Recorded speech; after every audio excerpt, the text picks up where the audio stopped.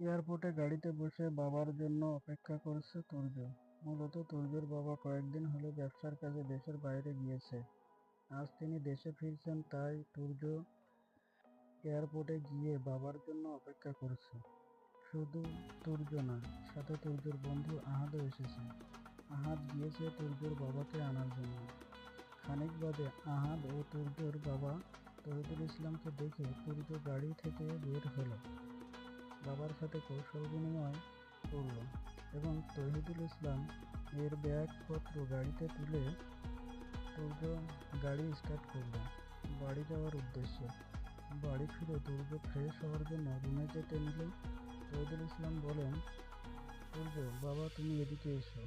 বাবার কথায় তুর্য পিছু ফিরল। তহিদুল ইসলাম তখন সোফায় বসে আছেন, পাশে আহাদও আছে।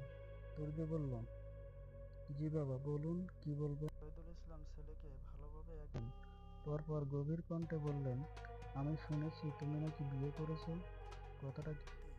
তুর্য বেশ স্বাভাবিকভাবে বলল, জি করেছি। তহিদুল ইসলাম রাগী গলায় বললেন, কি তোমার লজ্জা করছে না এরকম বলতে? পর দিকে তাকালো, পরপর গলায় বলল, বিয়ে করেছি। কোনো চুরি চিন্তাও তো করিনি যে আমার লজ্জা লাগবে। তুমি জানো তোমার ব্যবসায় কত লস হবে জানো? আরে আমি একটা ইম্পর্টেন্ট ডিল করার জন্য দেশের বাইরে গিয়েছি। যার সাথে ডিল করব ওনার মেয়ে লিমা আমাকে পছন্দ করেছে।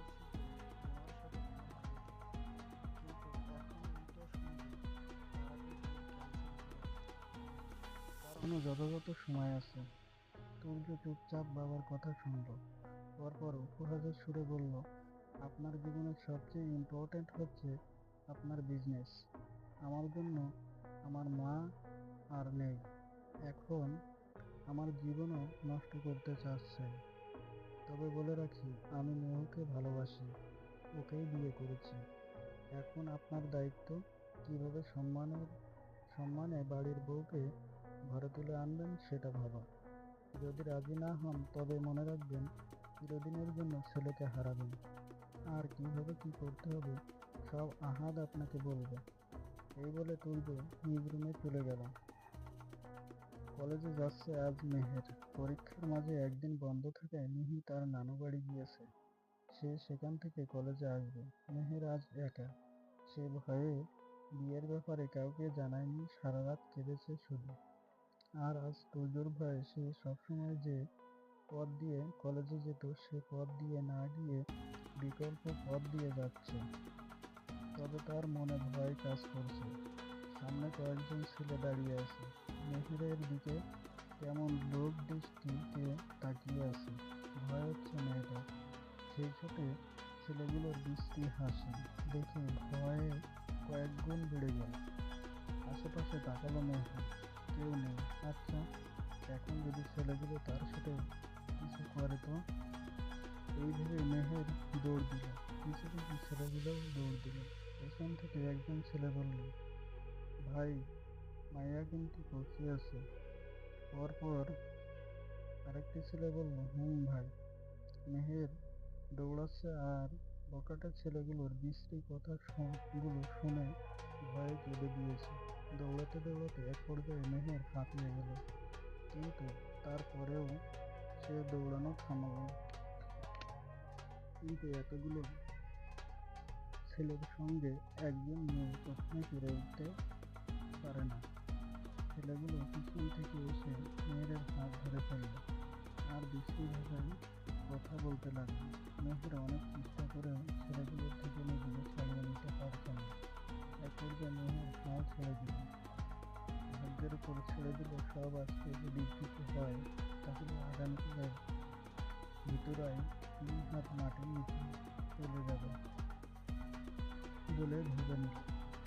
এক পর্যায়ে মেহের চোখ বন্ধ করে ফেলল, কিন্তু তখনই গাড়ির হর্ন শোনা গেল। মেহের তাৎক্ষণিক সামনে তাকালো। গাড়ির ভিতরে তুর্যকে দেখল সে। তুর্য তখনই গাড়ির কাঁচ উঠিয়ে মাথা বের করে বলল, মেহু, চলে আসো। তুর্যর কথায় মেহু আর কিছু না ভেবে মেহের এর হাত ধরে থাকা লোকটার হাতে জোরে কামড় দিল। সাথে সাথে লোকটা ব্যথায় কোকিয়ে উঠে মেহেরের হাত ছেড়ে দিল। ছাড়াতে মেহের দৌড়ে গিয়ে তুর্যের গাড়িতে উঠে পড়ল। গাড়ির দরজা আগে থেকেই খোলা ছিল, বিধায় কোনো সমস্যা হয়নি তার। মেহের গাড়িতে উঠতেই তুর্য গাড়ির দরজা বন্ধ করে গাড়ি স্টার্ট দিল। তুর্য কিছুটা দূরে গিয়ে গাড়ি থামালো। মেহের গাড়িতে ওঠার পর থেকেই নিঃশব্দ কেঁদে চলেছে। তুর্য গাড়ি থামিয়ে মেহেরের দিকে তাকিয়ে বলল, স্টপ ক্রাইং মেহবুব, কিছু হয়নি, ঠিক আছো তুমি? মেহের শুনল না, সে আগের মতো কেঁদেই যাচ্ছে। তুর্য দীর্ঘশ্বাস ছাড়ল, হাত বাড়িয়ে টেনে মেহেরকে নিজের কোলে বসিয়ে দিল। তারপর আলতো করে মেহেরের গাল স্পর্শ করে নিজের দিকে সরিয়ে বলল, কাঁদছো কেন তুমি? তুমি ঠিক আছো, কিছু হয়নি তুমি? মেহের ঠোঁট ফুলিয়ে কেঁদে কেঁদে বলল, আজ যদি কিছু হতো তাহলে আমি কাল হয়তো 3.5 হাত মাটির নিচে চলে যেতাম। মেহেরের কথা শুনে তুর্যের বুক কেঁপে উঠল। সে সাথে সাথেই মেহেরকে নিজের সাথে জড়িয়ে নিল। তারপর মেহেরের মাথায় হাত বুলিয়ে দিতে দিতে বলল, এরকম বলতে নেই, কিছুই হয়নি তোমার, কাঁদে না মেহের। এতেই মেহের আদরে তুর্যর বুকে মুখ গুজে শব্দ করে কেঁদে দিল। তুর্য আর বাধা দিল না, কাঁদো, মন হালকা হলো। তুর্যর ভালো লাগছে, নিজের ভালোবাসার মানুষটার বুকে মুখ গুজে কাঁদছে। ব্যাপারটা বেশ ভালো লাগার তার জন্য। বেশ কিছুক্ষণ পর মেহুর শান্ত হলো। তখন আর মনে পড়ল যে সে তুর্যের মুখে। ফট করে সরে আসলো সে। লজ্জায় পড়ে গেল মেয়েটা, সামনে তাকাতে পারছে না। তুর্য ঘড়িতে সময় দেখল, মেয়েদের পরীক্ষা শুরু হওয়ার আর মাত্র 15 মিনিট বাকি। সে দ্রুত মেহেরকে কলেজে পৌঁছে দিল। আর ভাবল, সে যদি আজ এই পথ দিয়ে না আসতো তাহলে কি হতো। ভাগ্যিস সে মেহেরের মোবাইল ট্যাগ করেছে, না হয় জানতো না যে মেয়েটি এই পথ দিয়ে আসার প্ল্যান করেছে মেহেরের সাথে। মেহেরদের বাসায় এসে উপস্থিত হয়েছে তুর্য, আহাদ ও তহিদুল ইসলাম, সাথে কিছু আত্মীয় স্বজন এসেছে তাদের। মূলত আজ মেহের ও তুর্যের সেদিন তুর্যের বাবাকে মেহেরের ব্যাপারে কথা বলার পর তহিদুল ইসলাম মেহের এর পরিবারকে রাজি করান এবং সুপাত্র পেয়ে মেহেরের পরিবারও দ্বিমত পোষণ করেনি। তারাও রাজি হয়ে যান। আর বাকি রইল মেহের। সে বাবা মায়ের উপর কথা বলতে চায় না, তার উপর সে অনেক বড় একটা প্ল্যান করলো, যেটা শুধু মিহিই জানে। রাফি ও রাফসানকে আগের ব্যাপারে কাউকে কিছু বলতে বারণ করেছে মেহের, তাই তারাও দ্বিমত করেনি, মেনে নিয়েছে। অতঃপর দ্বিতীয়বারের মতো তুর্য ও মেহের বিবাহ বন্ধনে আবদ্ধ হলো। সুষ্ঠুভাবে তাদের বিবাহ সম্পন্ন হলো। বাসর ঘরে মেহেরকে পাঠানো হলো। তুর্য তখন রুমে আসেনি। মেহেরকে বলা হয়েছে ঘোমটা দিয়ে বিছানায় বসে থাকতে, কিন্তু সে এইসব পাত্তা দিল না। সোজা দিয়ে শাড়ি চেঞ্জ করে টপ পরে নিল একটা মেয়ে। মেহের ওয়াশরুম থেকে বের হতেই রুমে প্রবেশ করল তুর্য। মেহের সেদিকে পাত্তা না দিয়ে বিছানায় এসে বসল। ঠিক তখনই তুর্য বলল, বাহ, তুমি তো দেখছি খুবই ফাস্ট, শাড়ি চেঞ্জ করে ফেলেছো দেখছি, তাহলে চলো। ফালতু কথা বলবেন না, কিসের ব্যাপার? বিয়ের দিন মানুষের আসর হয় না, জানি না, তবে সমস্যা নেই, আমি গুছিয়ে দিচ্ছি। তুর্য মেহেরের একদম নিকটে চলে আসলো। এই দেখে মেহের বলল, প্লিজ ভিতরে সরুন। দূরে সরার জন্য তো বিয়ে করিনি। মেহের অনুরোধের সুরে বলল, প্লিজ, নো মেহের, নো, তোমাকে ছাড় দেওয়া যাবে না। বলেই দুজনের মধ্যকার দূরত্ব বাড়িয়ে ফেলল, আঁকড়ে ধরল মেহেরের ওঠ। আস্তে আস্তে তুর্যের স্পর্শ ছড়িয়ে পড়ল মেহেরের শরীরে। অবশেষে তুর্যের অধিকার বুঝে নিল।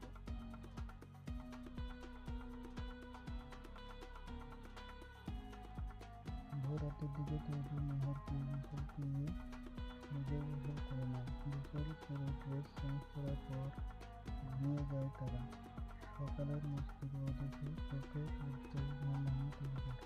তার উন্মুক্ত বিছানায় ঝুঁকে ঘুমিয়ে আসে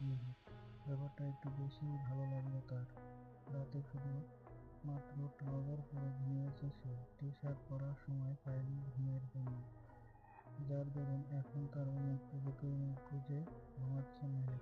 দৃশ্যটা দেখে তার বুকের ভিতর শান্তি অনুভব হচ্ছে। সূর্য মুচকি হাসল। গতকাল রাতে তুর্যের অত্যাচারের কারণে মেহেরের ঠোঁট গলা লাল হয়ে আছে। তুর্য সেই জায়গাগুলোতে ছোট ছোট চুমু খেলো। এতেই মেহের হালকা নড়াচড়া করে আবারও তুর্যের বুকে মুখ ঘুষে ঘুমিয়ে গেল। তুর্য হাত বাড়িয়ে মেহেরের গা স্পর্শ করল। আবারও চুমু খেলো মেহেরের কপালে। পরপর ভাবতে লাগলো বিয়ের দিনের কথা। বিয়ের দিন মেহেরকে যখন রেডি করা হচ্ছিল তখন মিহি তুর্যকে ডাক দেয়, বলে যে তার কিছু কিছু কথা আছে। তুর্যও এক সাইডে যায়। তুর্য যেতেই মিহি বলে ওঠে, ভাইয়া, আমি আপনাকে একটা কথা বলবো, মন দিয়ে শুনুন। মেহের এই বিষয়টা মেহের মেহের মেহের এই বিয়েটা করতে চায় না।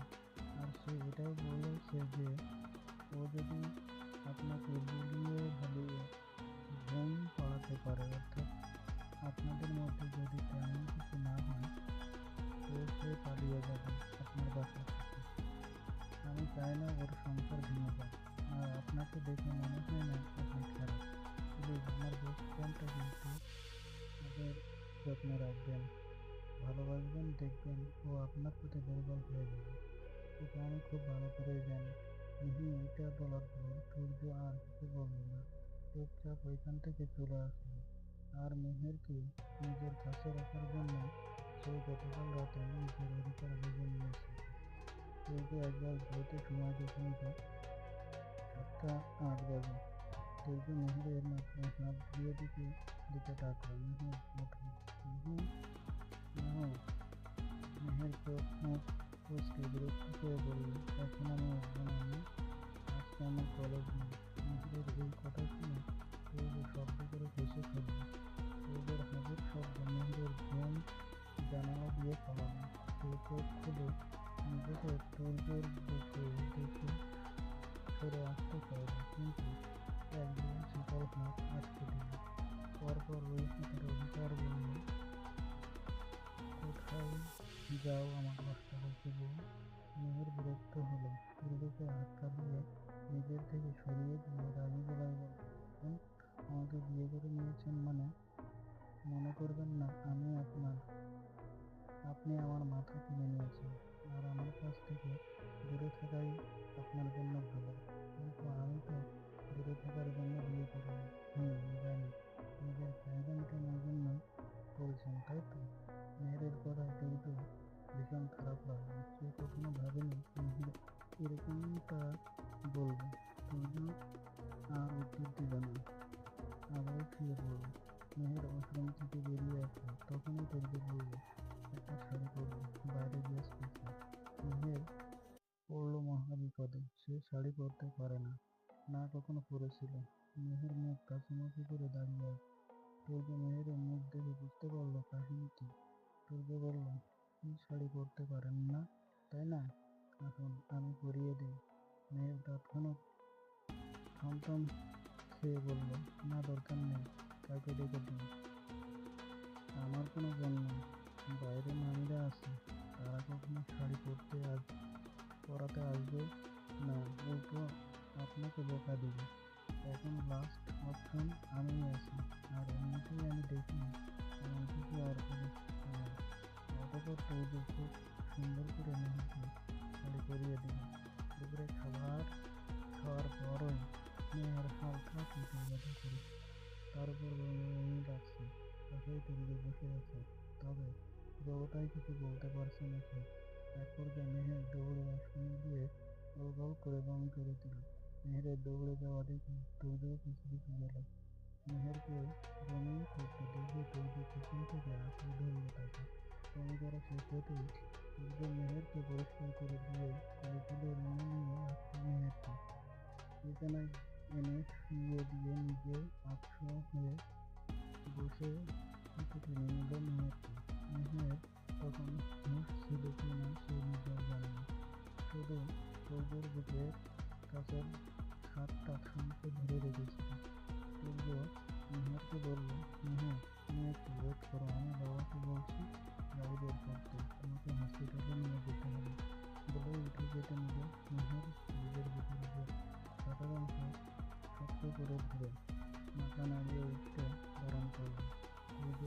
থেকে ফোন বের করে ডাক্তারকে কল দিল, বাসায় আসতে বলল। তুর্য এবার মেহের এর দিকে তাকালো। বমি করার ফলে মেহেরের শাড়িটা কিছুটা নষ্ট হয়ে গিয়েছিল, খারাপ দেখা যাচ্ছে এইটা। তুর্য এবার মেহেরকে অসহায় হয়ে বসিয়ে দিয়ে আলমারি দিকে গেল। আলমারি থেকে এক সেট থ্রি পিস নিয়ে মেহেরের সামনে এসে বলল, চেঞ্জ করতে পারবো নাকি? মেহের এতই দুর্বল হয়ে গিয়েছিল যে সে কথা বলতে পারছে না। সূর্য মেহেরের অবস্থা বুঝল। সে এগিয়ে গিয়ে দরজা বন্ধ করে দিল। তারপর মেহেরের সামনে এসে বসে বলল, তোমার ড্রেস চেঞ্জ করা প্রয়োজন। বাসায় এখন আমি আর বাবা ছাড়া কেউ নেই। এখন আমারই চেঞ্জ করে দিতে হবে। সূর্যের কথায় মেহের অসহায় চোখে তাকালো। সূর্য মুচকি হেসে বলল, এইভাবে তাকাও কেন? এমনিতেই আমার সব দেখা শেষ। আচ্ছা, আমি তো গতকালই সব ঠিক করলাম। তবে তুমি দুপুর হতে বমি করছো কেন? করছো যে এত তাড়াতাড়ি প্রেগনেন্ট হয়ে গেছো? মেহের লজ্জায় মুখ উঁচু করে ফেলল। এমন লজ্জায় সে কখনো পড়েনি। অতঃপর সূর্য মেহেরের ড্রেস চেঞ্জ করে দিল। কিছুক্ষণ পর ডাক্তার আসলো। মেহেরকে দেখে বলল, উনি হয়তো অতিরিক্ত তৈলাক্ত খাবার খেয়েছেন, তারপর আবার খাওয়া দাওয়া ঠিক মতো করেননি, তার জন্যই এই অবস্থা। ওনাকে একটা স্যালাইন দিতে হবে। স্যালাইনের কথা শুনে মেহের ভয় পেয়ে গেল। স্যালাইন দিলে হাতে সুই ঢোকাতে হবে। মেহের এইসব ভয় পায়। ডাক্তার আসার আগেই মেহেরের কি সমস্যা হয়েছে জেনে নিয়েছিল। মেহেরের সমস্যা বুঝতে পেরে আসার সময় স্যালাইন নিয়ে এসেছিলেন। তিনি ব্যাগ থেকে স্যালাইন বের করলেন। সূর্য পাশ ফিরে মেহেরের দিকে তাকালো। দেখল মেহের ভয় পাচ্ছে। সূর্য স্ত্রীর অবস্থা বুঝতে পেরে ডাক্তারকে বলল, স্যালাইন না দিলে হয় না? ও তো ভয় পাচ্ছে। ডাক্তার মুচকি হেসে বলল, স্যালাইন দেওয়া উচিত।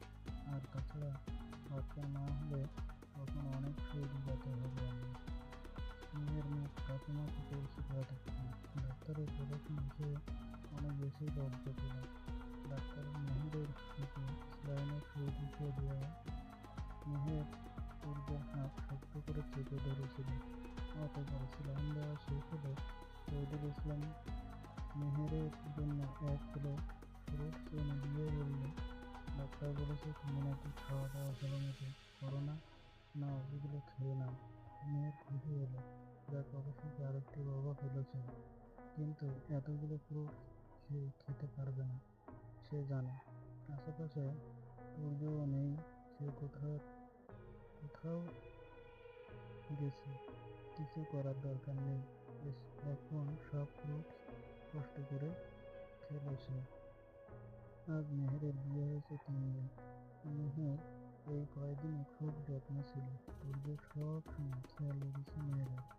প্রথমে সূর্যের করা আচরণ মেহেরের খারাপ লাগলেও বর্তমানে সূর্যের যত্ন এবং ভালোবাসায় হয়তো সেটা ভুলে গেছে। এই তো একটু আগেই কথা, সূর্যের বাবার সাথে অফিসে যাচ্ছিল।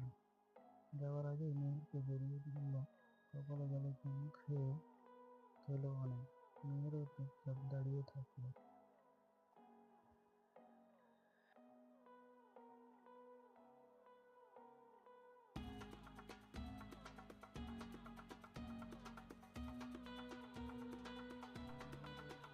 এই 2 সপ্তাহে তাদের সম্পর্ক অনেক ভালো হয়েছে। বলতে গেলে মেহের সূর্যের উপর দুর্বল হয়ে পড়েছে। এরই মধ্যে মেহেরের মা মেহেরকে দেখতে এসেছিল। হয়তো মেয়েকেও নিজের বাড়িতে নিয়ে যেতে চেয়েছিল, তবে সূর্য যেতে দিল না। সে নাকি বউ ছাড়া থাকতে পারবে না। তাই মেহেরও আর যেতে পারেনি। রাতের খাওয়া শেষ করে রুমে আসলো মেহের। রুমে এসেই দেখল বিছানা এলোমেলো হয়ে আছে। আজ সূর্য বাসায় ছিল। আর এগুলো এই অ- এই বিছানাকে অগোছালো করা সূর্যের কাজ। রাতে খাবার খাওয়ার আগে বিছানা গুছিয়েছিল সে। মেহের বিরক্ত হয়ে সামনে বসে থাকা সূর্যকে বলল, বিছানাটা এইভাবে এলোমেলো করলেন কেন? আজ সারাদিনে 10 বার গুছিয়েছি আমি। তুই বেশ স্বাভাবিকভাবেই সূর্য বেশ স্বাভাবিকভাবেই বলল, তো তুমি বিছানা গুছাতে পারবে না? সেটা আমাকে বলতো, আমি গুছিয়ে দিতাম। দরকার নেই।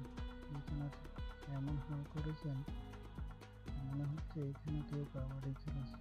মেহেরের কথায় সূর্য দুষ্টু হাসল। সে মেহেরের সামনে এসে মেরে ফেলে স্লাইড করতে করতে বলল, ভালো কথা মনে করে দিয়েছে, কাবাডি খেলেছি যে দেরি হচ্ছে। মেহের তৈদের কথা না বুঝে বলল, মানে আপনি কাবাডি খেলেন নাকি? হুম, খেলি তো, সাথে তুমি। আমিও মানে? আমি এখন কাবাডি খেললাম। কাবাডি খেলে কিভাবে মানে? আমি তো জেনেই বললাম। আমি তো না জেনেই বললাম। পূর্বে এবার মেহেরের কোমর জড়িয়ে বলল, চলো শিখিয়ে দিই তোমাকে। বলেই মেহেরকে কোলে তুলে নিয়ে বিছানায় শুইয়ে দিল। পরপর নিজের শরীরের ভার দিল মেয়েটার উপর। মাথা উঁচু করে গভীর ঘুমাতে শুরু করলো। পরপর বেয়ে এলো অনেকগুলো নিঃশ্বাস। গাল ছেড়ে দুজনের অদ্ভুত জীবন এক করে দিল। ধীরে ধীরে স্পষ্ট গভীর হতে লাগলো। এক পর্যায়ে তারা দুজন বেরিয়ে গেল। ধন্যবাদ। কেটে গেল আরো কিছুদিন। এরই মধ্যে মেহের একবার নিজের বাড়িতে গিয়েছিল এক সপ্তাহ থাকার জন্য, কিন্তু পরের দিনই সে ফিরে এলো। টুলকুকে ছাড়া তার ভালো লাগে না এখন। এই তো রাত প্রায় 12:30। টুলকু বিকালে বাবার অফিসে গিয়েছিল, কিন্তু বাবা সেই সন্ধ্যা অফিস শেষ করে বাসায় এসেছিল। তবে টুলকু এখনো আসেনি। চিন্তা হচ্ছে মেয়েরও। মনে শুধু উল্টোপাল্টা চিন্তা ভাবনা আসছে। কোনো বিপদ হলো না তো? দেখতে দেখতে ঘড়ির কাঁটা 12টা পেরিয়ে একে পৌঁছল। টুলকুর রাতে নেট হাঁটতে দেখে ভয় পেল মেহের। ধীরে ধীরে সময় বাড়তে লাগলো। আর ফিরল না। এক পর্যায়ে মেহের কেঁদেই ফেলল। কেঁদে দৌড়ে ফজলুল ইসলামকে টুলকুর কথা জানানোর জন্য দরজার কাছে আসতেই কিছু একটার সাথে ধাক্কা খেল। মেহের সামনে তাকিয়ে দেখল টুলকু। সাথে সাথে আরো জোরে জোরে কেঁদে দিল। টুলকু ভোর পেয়ে এল। মেহেরকে রুমে নিয়ে আসলো। মেহেরের গালে হাত বুলিয়ে দিয়ে বলল, কি হয়েছে মেয়ে? কাঁদছো কেন তুমি? মেহের উত্তর দিল, না, ওভাবেই কাঁদতে লাগলো। সূর্য এবার মেহেরকে জড়িয়ে ধরে মাথায় হাত বুলিয়ে দিতে বলল, কি হয়েছে অষ্টমীতে? মেহের সূর্যকে শক্ত করে জড়িয়ে দিলে নাক টেনে বলল, আপনার জন্য আমার ভয় করছিল। এত দেরি কেন ফিরে আসতে? সূর্য মুচকি হেসে মেহেরের জোর বুঝে মুখে বলল, এখন কাঁদছো কেন? আমি থাকতে না সারাদিন বিছানা এলোমেলো করে? মেহের জোর করে মুখ ঢেকে বলল, বিছানা এলোমেলো করলে করবেন, তারপরেও ঠিক টাইমে বাসায় ফিরবেন। আচ্ছা, খেয়েছো? হুম, বাবার সাথে খেয়েছি। বলতে গেলে বাবা জোর করে খাইয়েছে। না হয় আমি কি আপনাকে ছাড়া খাই নাকি? আমি খেয়ে এসেছি। আচ্ছা। অতঃপর দুর্গ মেহেরকে ছেড়ে দিল। দুজন ফ্রেশ হয়ে বিছানায় শুয়ে পড়ল। দুর্গ মেহেরকে জড়িয়ে ধরে চোখ বন্ধ করে শুয়ে আছে। মেহের মাথা উঁচু করে দুর্গের দিকে তাকিয়ে আছে। ডিম লাইটের আলোয় দুর্গের মুখটা খুব সুন্দর লাগছে। মেহের হাত বাড়িয়ে দুর্গের গাল স্পর্শ করল।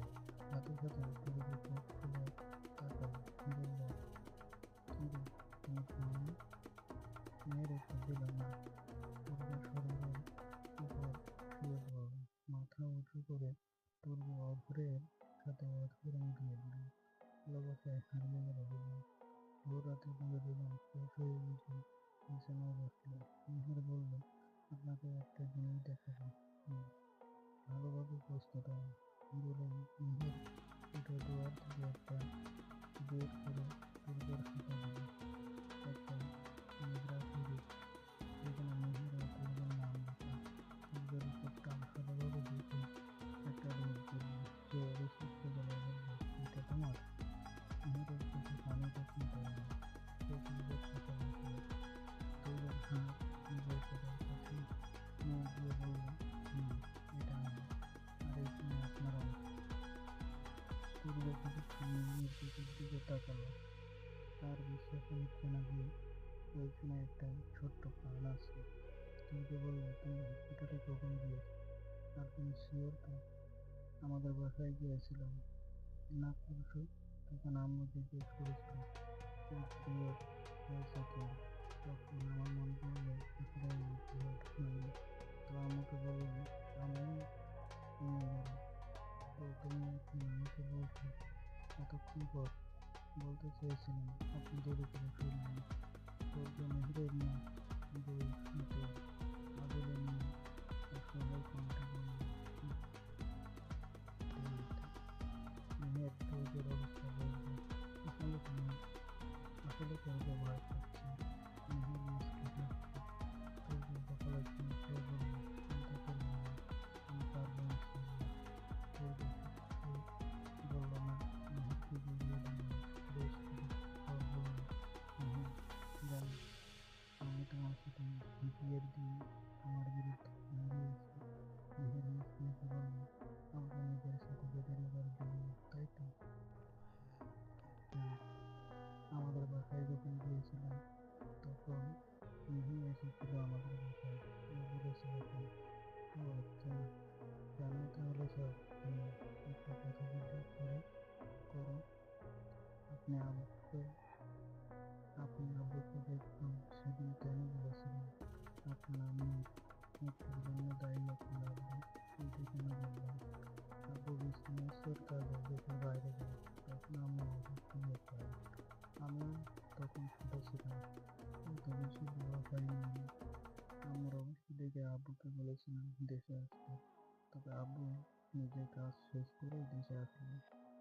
আম্মু যখন অসুস্থ ছিল তখন আব্বুকে দেখার জন্য অপেক্ষা করতো, না খেয়ে বসে থাকতো, আব্বুর জন্য চিন্তা করতো সারাদিন। আর যেদিন আব্বু এসে পড়লো সেদিনই আব্বুকে দেখার পরপরই আম্মু আমাদের ছেড়ে চলে যায়। তাই আমি সবসময় আব্বুকে দোষারোপ করি। ও আচ্ছা, থাক, একটা করে নিই। আল্লাহ যা করবেন ভালোর জন্যই করেন। হুম, তবে এখন আমার কোনো আফসোস নেই। আমি বুঝছি, প্রথমে এক অষ্টাদশী প্রেমে পড়েছি এবং তাকেই নিয়ে ফেলেছি। ইনশাআল্লাহ আম্মু বাবা ডাকছেন, আমার জীবনে আসার জন্য অনেক অনেক ধন্যবাদ অষ্টাদশী। মেহের মুচকি হেসে বলল, আম্মু 19 বছরে পা দিবে, তখন কি থাকবে? তুমি বুড়ি হয়ে গেলেও তুমি আমার কাছে সেই অষ্টাদশী আছো। ভালোবাসি অষ্টাদশী। মেহের পূর্বকে শক্ত করে জড়িয়ে ধরে বলল, আমিও ভালোবাসি আমার সোনার